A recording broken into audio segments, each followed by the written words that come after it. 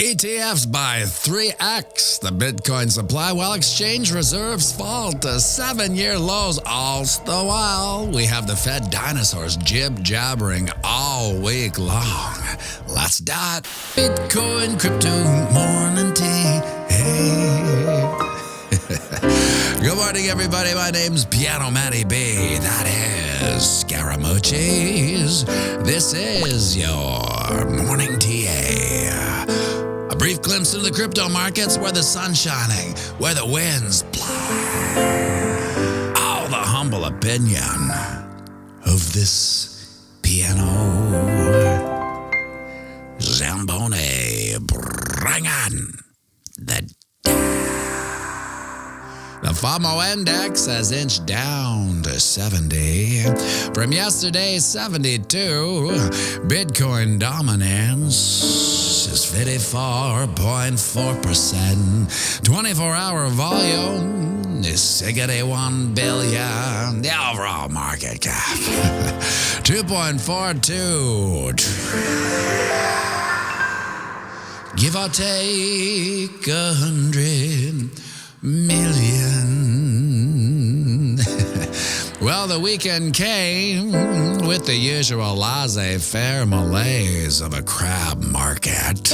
After fighting to get back up and over our channel of eternal monotony's resistance, price action popped up to consolidate all weekend long, peaking out at 67.7, which proved too much to bear and was insta-rejected back down to retest resistance, now acting as support, finding a bottom in a bounce at 65.9, and has pumped back up to a time of production 67K, placing us slightly above all three moving averages and in a precarious position, because if and I say if we consolidate at this 67K level, we will be building out the right shoulder of this cute little baby head and shoulders pattern. And the price probability of this pattern is, and sing it with me now, you take the pole, you slide it all, the breakout point, and then we're all at 64.3-ish, which is also the 38.2% fib, giving this probability a double word bearish score. Now over on the ding-dong, you can see we've managed to keep our business up and out of our channel of descension, almost waking up to the channel of eternal monotony's resistance level at 68K, which is this week's ultimate goal, because closing a candle at or above that level will carve out a higher high, swaying the mood and sentiment back into bullish territory. However, the grand poobah of bullish highs this week would be to carve out and close a candle way up at 71.7 or higher to really carve out a higher high, and at that point we'd be eyeing up all-time highs. A failure of or the absence of either would probably send us back down and into our channel of dissension, potentially continuing this bearish downward trend. Quick look at the Wookiee. Since we did close the candle hella green yesterday, back up and into our channel of bullish optimism. In shimmying up to this channel of dissension's resistance, which tend to break bullish, which is also the flag on this cute little mother of all bull flags, whose price probability plays out at 94K-ish.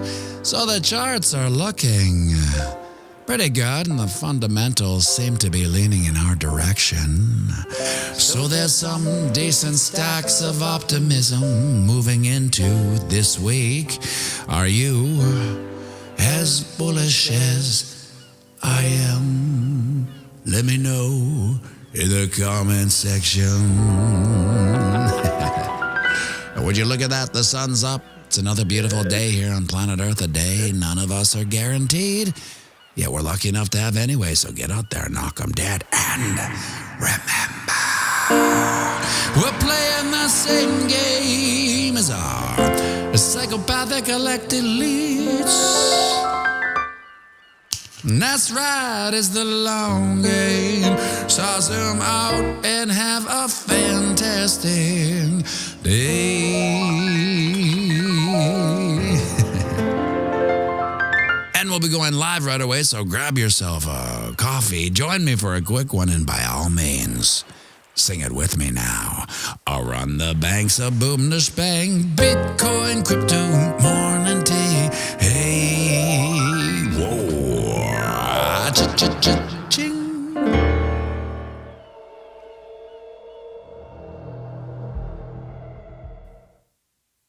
Monday morning, and in Canada, I suppose this is what some people may refer to as a holiday, or is it a bank holiday? Do we have bank holidays in Canada? I don't know. It's May long weekend up here in Canada, which means the Jimmy goes into a hibernative state for the summer. The show's population in the crowd tend to diminish a bit as Winnipeggers decide to go out and do things. There's always something happening in Winnipeg on the weekend, like some festival or whatever. So it gets a little slow at the Jimmy, which I don't mind because we get to indulge the boutique community a little more. We don't have to pander to the dance floor or the NPCs that show up sometimes during our shows and just sit there dead-eyed, sitting through absolutely everything, glued to their seat. And in the States, yes, Misco, in the States, you have Memorial Day next Monday. So it's a couple long weekends in a row. I can't believe it's May long weekend already. I can't believe it. It feels like, yes, Wick's wife, you know what I'm talking about, the NPCs. I always see the comments from you guys are like, are these people alive?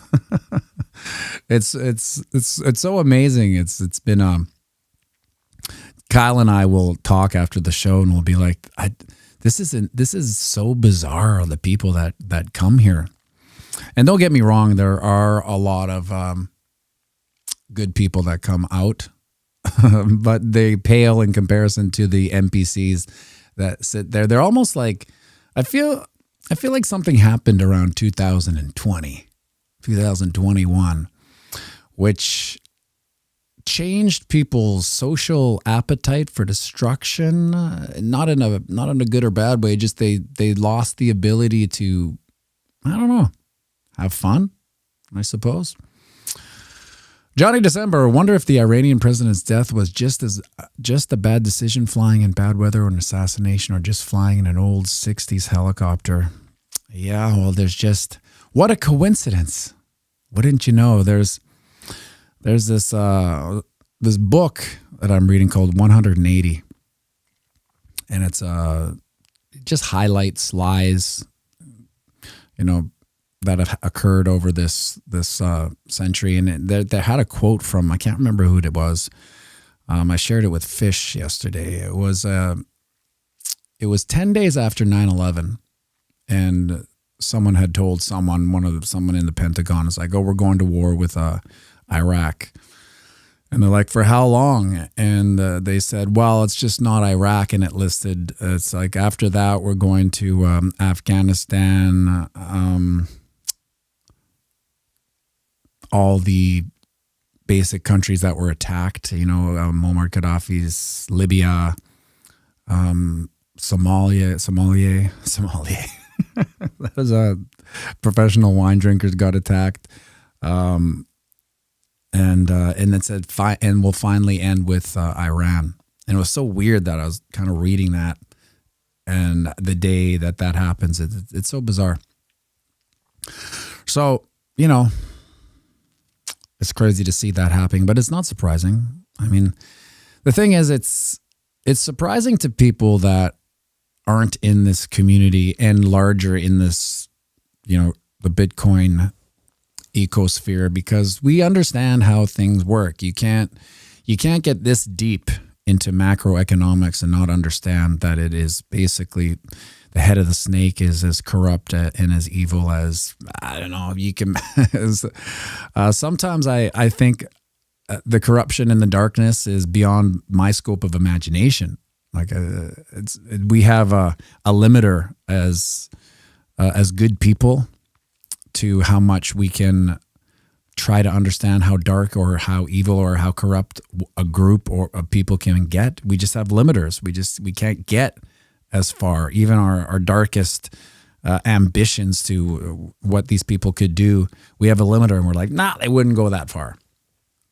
But obviously they would. Dave Digital says, I'm not evil enough to understand real evil. Yeah, that's basically what I was trying to say, but you put it into better words there. We just don't have the capacity to understand how deep it can get. So therefore we're always in disbelief.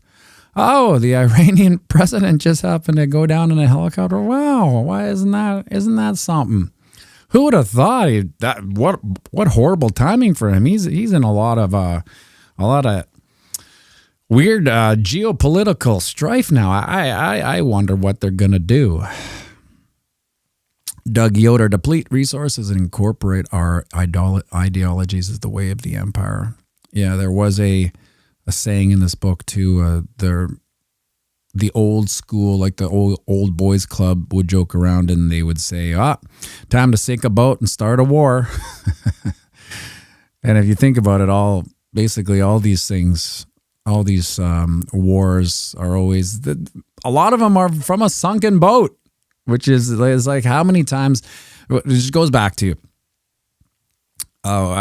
every 4 years when there's an election in Canada, I'll go to the squash club and all the old guys will be sitting around complaining about all the promises that the politicians didn't keep. And they'll be doing that till the day they die. And every 4 years they get their hopes up that things are going to change, and nothing does, obviously. And they can't believe it.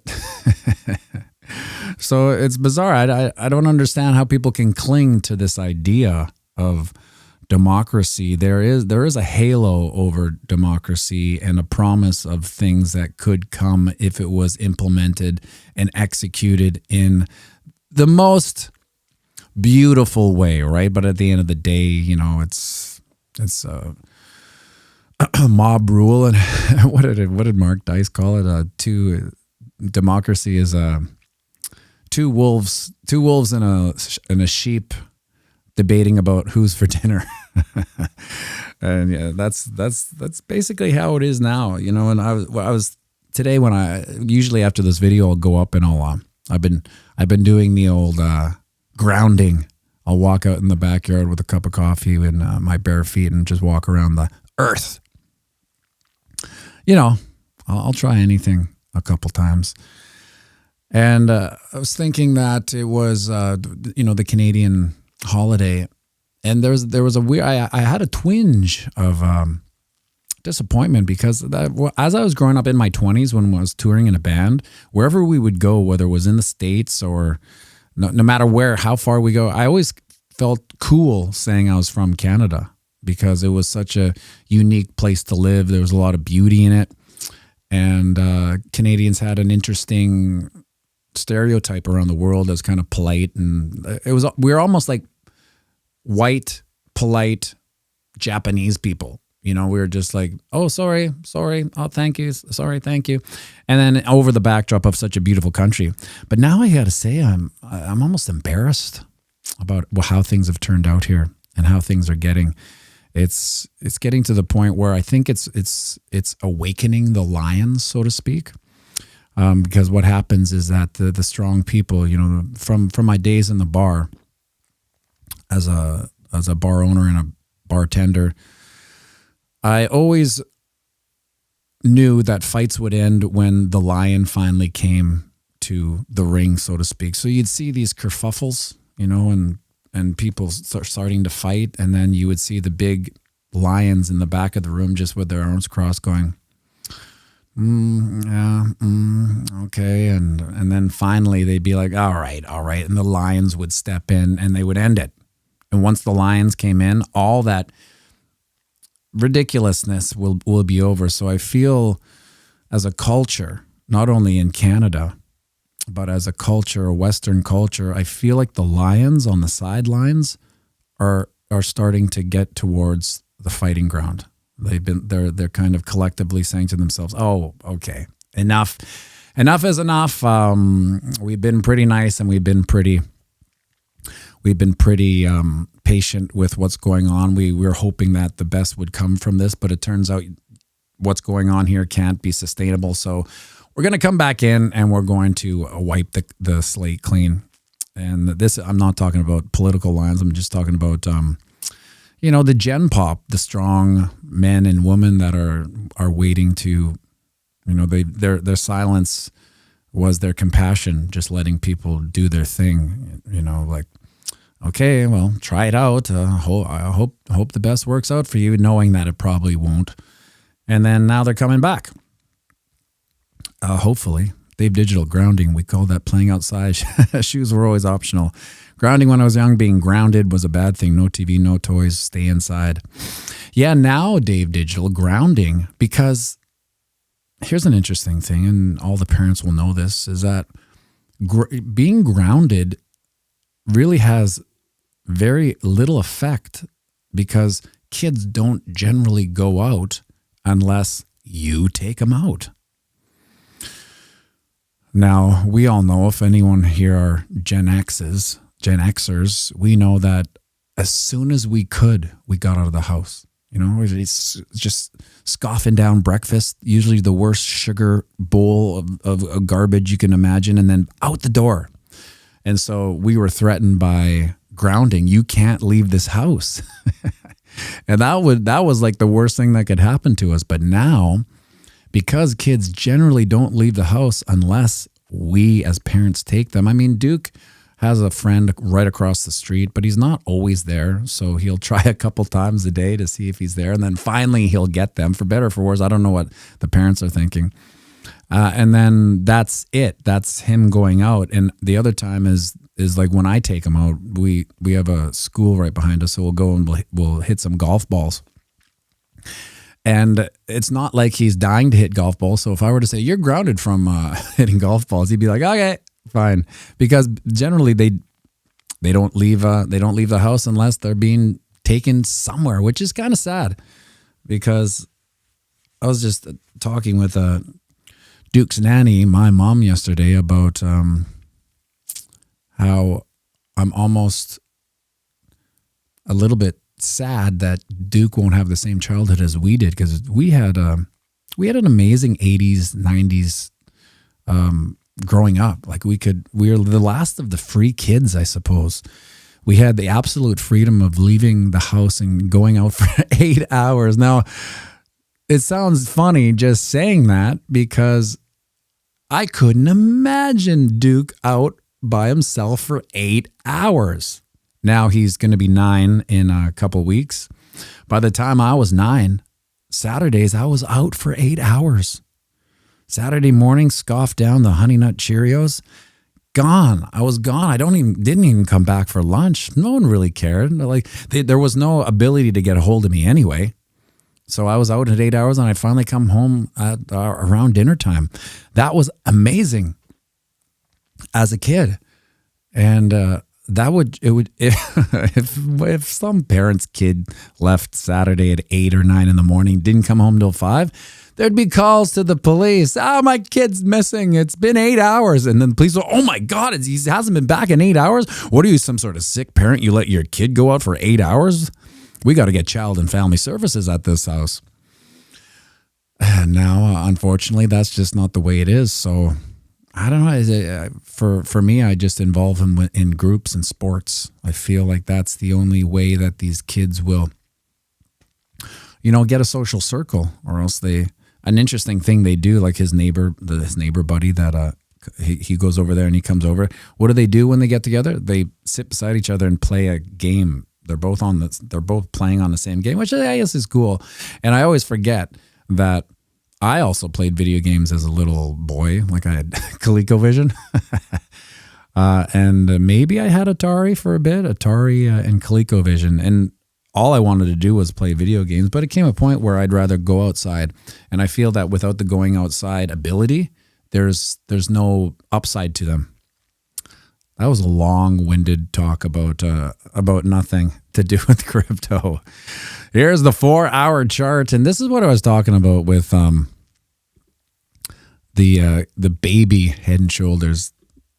Like, don't get me wrong, this is the 4-hour chart. She's a noisy little so-and-so, and who cares what happens on it? Because we're just basically ranging until we have a massive breakout. But you can see if this were to break out, we would come down to the 38.2% fib. Now there's a triple bearish word score that I didn't catch, but it's also around the 50 moving average too. What I'm looking forward to, and this will happen probably in June, hopefully, is that we'll get a little bit of a golden cross of the 50 going over the 20. But more importantly, if we go to the daily, we have the 20. When a smaller moving average goes over a larger moving average, is more of a golden cross, right? So, what do I got to do this on every screen here? This will probably happen in the next week or so. And at the end of the day, there's a 66% chance that things go bullish. But I think because we're in a bullish market, we will see the psychology of the bull market kick into gear, and we will probably see an upside to it. Yes, Haas and Pfeffer, ColecoVision. Remember, you just had I would get blisters on this part of my hand from sitting there playing it. Tuck, tuck, tuck, tuck, tuck, tuck, tuck. Bruce Maya, it's also people not having as many kids anymore. Yeah, that's true. I mean, I know a lot of guys in their 30s at the squash club who are just like, they don't even have girlfriends, let alone married, and they don't have kids. And I always tell them, it's like, you gotta have some kids. You gotta have some kids. And they're all waiting, right? And I'm a hypocrite because I didn't want kids for a long time because I liked my life. So I get it. But after having Duke, I realized all the fun things I did in my life. And I've done more fun things than most. I would probably put my fun things at least a 6x next to even maybe the funnest guy that you might know. I've done a lot of fun things. Too much fun, one might say. But nothing compares to the fun of having and raising a child. There's just nothing comparing to it. And I didn't know that, and I wish I did, because I would have done things a little bit differently if I knew the upside to being a parent. And now, I've been blessed with a lot of good fortune and health for Duke, which makes it a lot easier. And because I do have friends whose kids, I don't know, there's something wrong with them. And you only know that there's something wrong with them because there's nothing wrong with your kid, so to speak. There's no drugs involved. Like, I have friends whose kids are on drugs already. And then I find I have to distance myself from them because I can't keep my mouth shut about drugs and kids. Like when they start talking about it, I literally have to cover my mouth because I want to go, you're crazy. You shouldn't do that. They're only 9 years old. I can't keep my mouth shut. So I just, I get out of it. But I can see how troubled some kids are based on Duke's blessings in life he has. He's very healthy, he's very smart, and he's very active, and he does things really well. So when I see kids that aren't very healthy, that aren't very smart, that don't do things very well, I see the difference, right? And that would maybe be hard, I guess. I don't know. I just most people in my immediate family, all the kids, they have, WIC, they have genetic luck, I suppose. But I guess it is. It's genetic luck. A lot of things can go wrong, and you have no control over it. But so it's back to the fun in the 30 people in their 30s not having kids. I always tell them you'll enjoy having kids. It really aligns, what you want to do, puts things into perspective, and it gives you a North Star to make all your decisions. And in a weird way, as complicated as life can get with kids, it gets actually focused because you don't have so many extraneous options. Oh, I want to go to, I'm missing out on that. Oh, I should do this. Or maybe I missed out on that. It's like, no. Okay, there's a little human that can be raised into an adult, and let's do our best to make sure that this kid has the best upbringing that they can have. So your job as a parent is done. It's just, it becomes very focused. And I've enjoyed that aspect of it. Back up, kid. Make sure to hit the like button. I haven't been keeping up with the metrics. 73 likes on a Monday morning in the Greater Crab Walk. Even though we're at 67 and it's a hell of a lot better than 61 at last week, we did get back into our range of bullish optimism. We're out of this little area here. And this is still just, it fascinates me, this little doodle here. We actually wick down to exactly where I'd put it. And then we came right back up. Now, will we see more?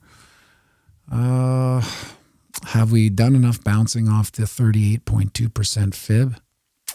Yeah, we've spent a lot of time.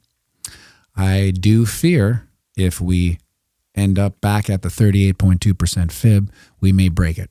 So I don't want to see, that's down at 61.7. And now every time we get that low, the sky's falling. Everyone thinks it's over, which is fine. And I've heard a little bit too many 60 is the new bear market floor.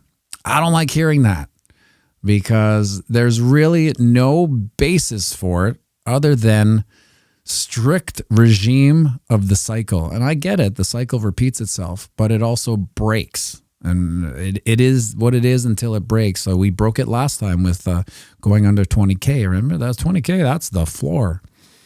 And so every time I hear that, I just like, oh, don't say that. Don't say that. Please don't say that. Wick. I was watching Wick and Wick's wife's comments on the weekend in the piano stream. They're like two comedians on the couch. It's a subtle wit. And I don't catch it when I'm playing because I'm doing a million things. But when I see it the next day, it's pretty funny. The comment section was lit, as the kids say, on the weekend. So thank you everyone for tuning in to the piano bar. You guys make it fun for us because really in Winnipeg it's a challenge playing to these live NPC crowds. It really is. My working theory is that much to my chagrin, the powers that be at the Jimmy decided not to charge a cover because of the area they're in. It's not the greatest area, but it's also not the worst. But there are a lot of walk up kind of, there's VLTs there, so there's slot jockeys and just like grab a draft and go back home before. It's a weird crowd that can walk in there in the day. Let's just put it that way. So they didn't want to put in a cover. And I think without a cover, it loses a perceived value. So people walk in thinking they've already gamed it. Oh, we've gamed this place. Oh my God, look at the free entertainment. And because they think it's free, there's no value in it. Satoshi programmed it to be profitable for miners. 60K is the new 30K, but it doesn't mean we can temporarily go over lower. Yeah, that's what I mean. When I hear those 60K is the new this, or it was 59, now it's 60. That's good. That's good. I mean support isn't a decimal point perfect level. It can round up. It can round. But that being said, if 60K is that level, it wouldn't be so crazy to see a wick that went down to maybe 54K. Because in the big scheme of things, you wouldn't even see that wick when we're discussing it. So when we're up at 300K and we're talking about the bear market going down to 60K, you won't see the wick. You won't go, oh, well, maybe it's 54K. We would probably be all reiterating the 60K. 67.1. Wick, I'm still focused on projections for mid-2025 Bitcoin supply to evaporate hockey stick style. Yeah, well, the new FUD on the weekend that I saw, and correct me if I'm wrong if you guys saw this, some people are talking about it. It was a weird video. It was like, I've never seen this girl before. I can't remember her name, but she had like 80,000 views. I'm like, who is this girl? Just standing in the field talking about BlackRock having a 2-day to 30-day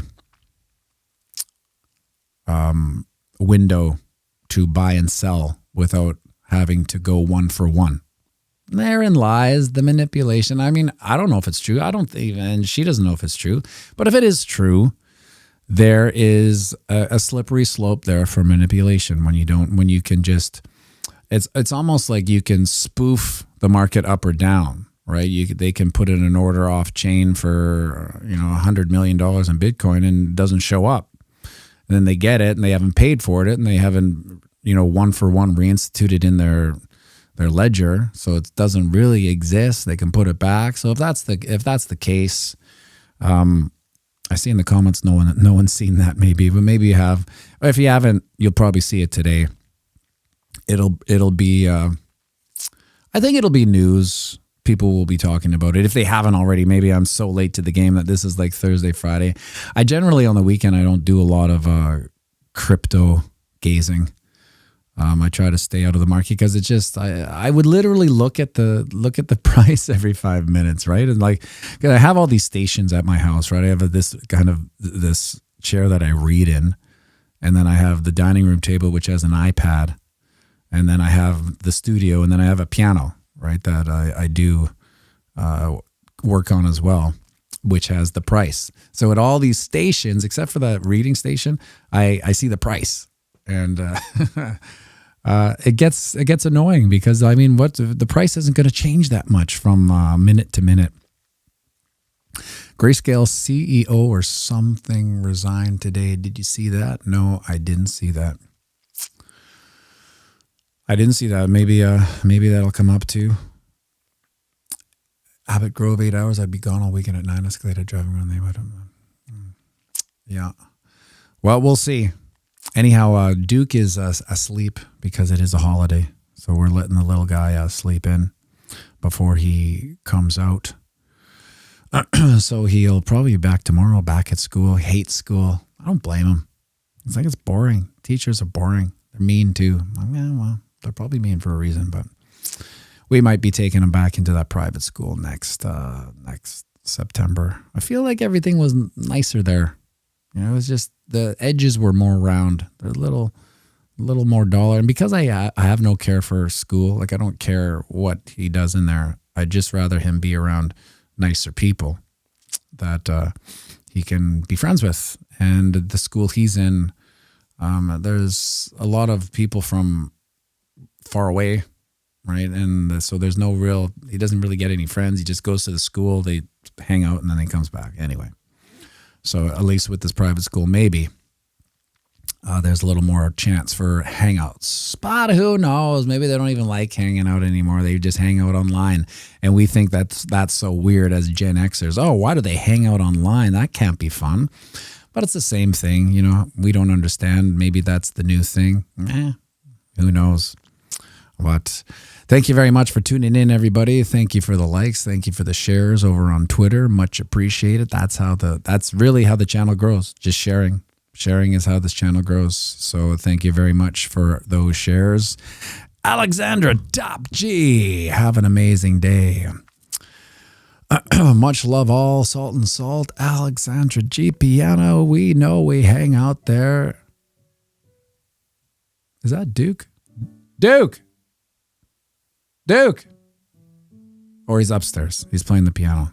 So I thought he was right there. Duke, are you outside right now? Are you outside the door? No. That's upstairs footsteps. Okay. Anyway, thank you for tuning in, everyone. Much appreciated. I hope you guys have an amazing day. We'll see you tomorrow. Make sure you like and subscribe and share this